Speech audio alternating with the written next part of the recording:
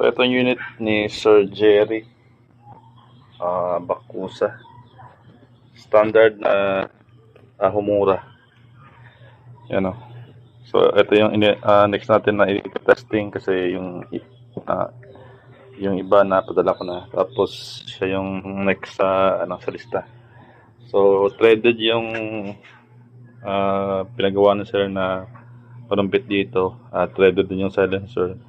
Wala ako available na flat tank kaya rounded lang talagang available.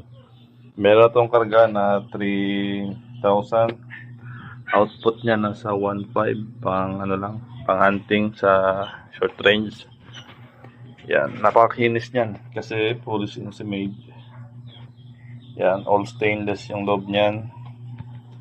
Ang barrel na to is brass na basta loob pero stainless steel yung labas niya. 18 inches yung standard nito. Yan.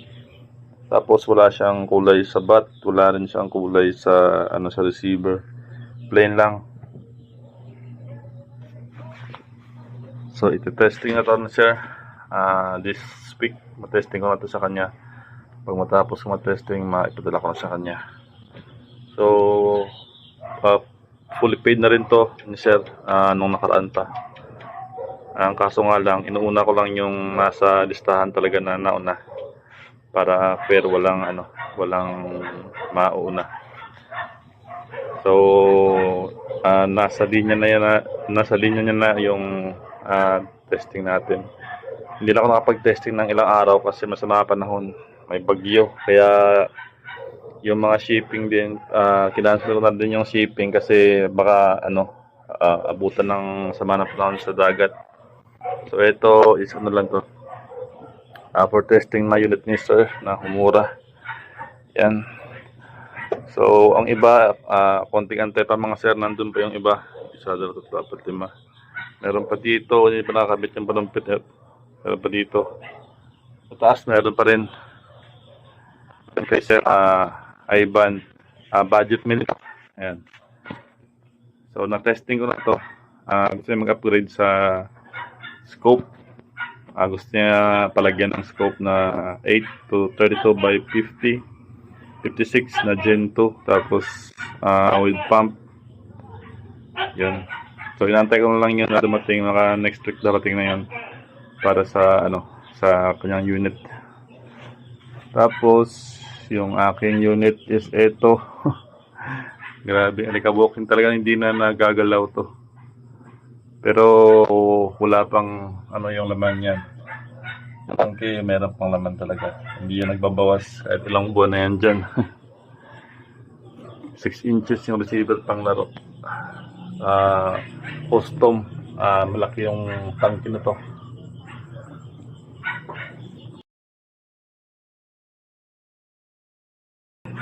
Ito kay Sir, pinapabenta niya lang sa akin tong unit niya. So ginawa namin ng bat side lever na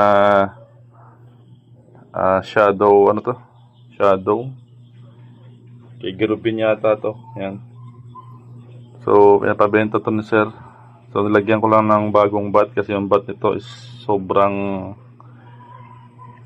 basta. So pinalagyan ko siya ng FX style na bat. So isi-set up ba to bago pakita ng buo na may kulay na. So yun ang unit ni Sir na Humura. Plain lang siya na Humura talaga. So siya nang bahala dyan, lagay ng scope or upgrade sa barrel, mas maganda. Pero ito pwede rin to sa pang plinky, maganda rin to tumama. Pero pang short range lang. Kasi pang backyard lang talaga to eh. Yung pang taga lang sa bahay. Pero pag in-upgrade mo yan, yung tangke niya, yung regulator, yung panumpit, lalo yung scope, talagang maganda yun. Malakas din yan, nasa 900 plus din ang FPS niya, kahit yung receiver niya is 4 inches lang. So malakas din to kahit paano.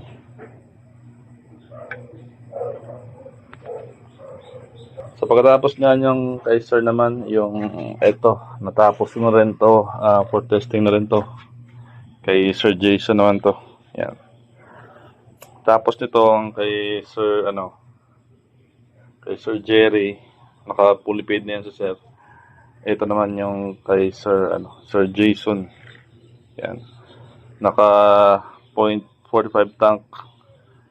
Yan.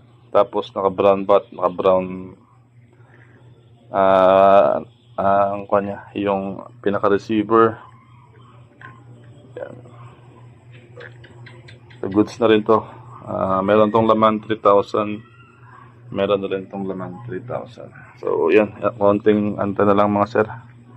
Talagang ang panahon minsan hindi ko hawak talaga sa mga panahon. Kaya sana maintindihan ninyo na June nag-start yung natin, yung releasing. Marami na rin akong napadala. Pero hindi ko rin lahat talaga maubos, mapadala kasi kailangan ko pa itong matesting.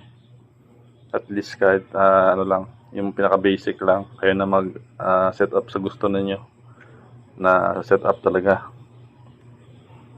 So yun. So ito kay Lakay Hunters. Yan. So nauna to. Kaso nga lang, sa unang batch pa to. Kaso nga lang yung niya, inantay ko pa yung tangke, taka yung scope. Ang scope niya is din, ito yung scope niya. 8 to 32 din to. Wait lang. So ito yung scope na ilalagay dyan na gusto ni sir sa kanyang unit. Yan. Pugi, pang malupitan talaga.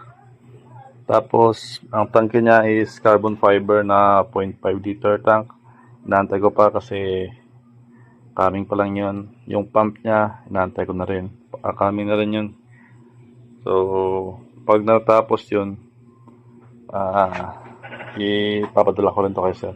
Kay Sir Lakay. Naka-shroud to. Naka-threaded silencer. Shrouded. Kaya 6 inches to yung tactical na to. Yung niya, yung pinaka-receiver niya, 6 inches to. Tapos meron siyang abang dito para sa shroud. Yan, nakatago dyan. Yan ang sunod natin na pag dumating.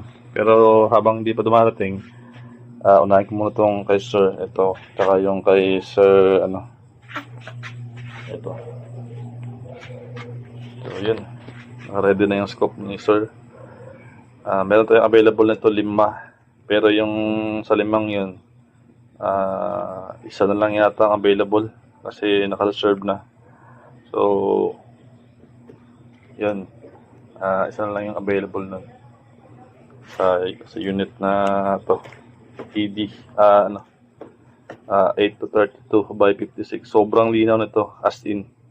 Sa personal, pero sa camera, sa cellphone, hindi siya gano yung crystal clear talaga, pero sa actual sobrang linaw nito. Napakagandang scope, solid din.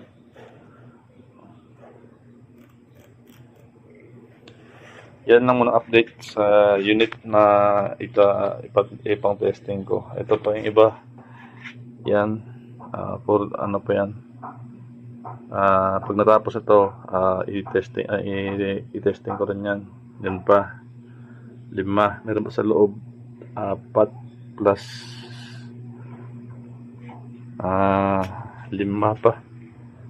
So meron pa lang sa box dito sa ilalim, yung receiver. So yun lang, update lang muna sa ni sir, sa mga unit na mga may-ari nito. So wala akong COD kasi mahirap yung COD. Mahirap siya kasi pag hindi natanggap or wala yung tatanggap dun sa sa mismong bahay, ibabalik na naman, tapos ipapadala naman ulit, sa oras, sa shipping fee, talagang mahirap. Kaya pag walang COD kasi akong tatanggap, mahirap yung COD sa ganitong mga item. Pang pang bahay din, pang laro, pang printing sa likod bahay. Yun lang.